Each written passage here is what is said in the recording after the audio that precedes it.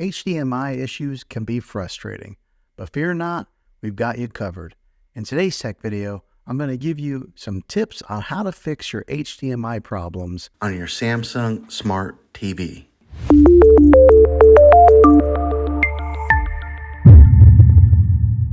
First things first, check your HDMI connections.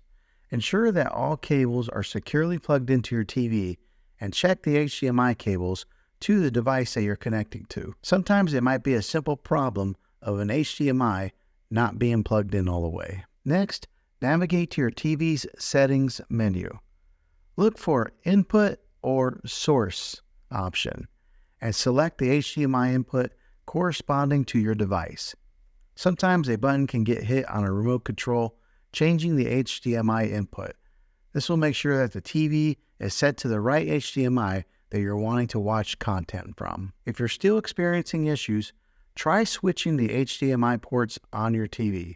Sometimes a faulty port could be the culprit. Just unplug it from the current HDMI port and try one of the other options. Hopefully this will fix your issue. Another troubleshooting step is power cycling. Simply unplug your TV and unplug the device connected via HDMI. Unplug them from the wall outlet that they're plugged into.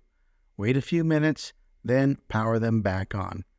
Hopefully, this will fix your HDMI issues. Lastly, ensure that your TV's firmware is up to date. Manufacturers often release updates to address compatibility issues and bugs. Go to your settings and update it to see if that resolves your HDMI problems. Sometimes this will do the trick.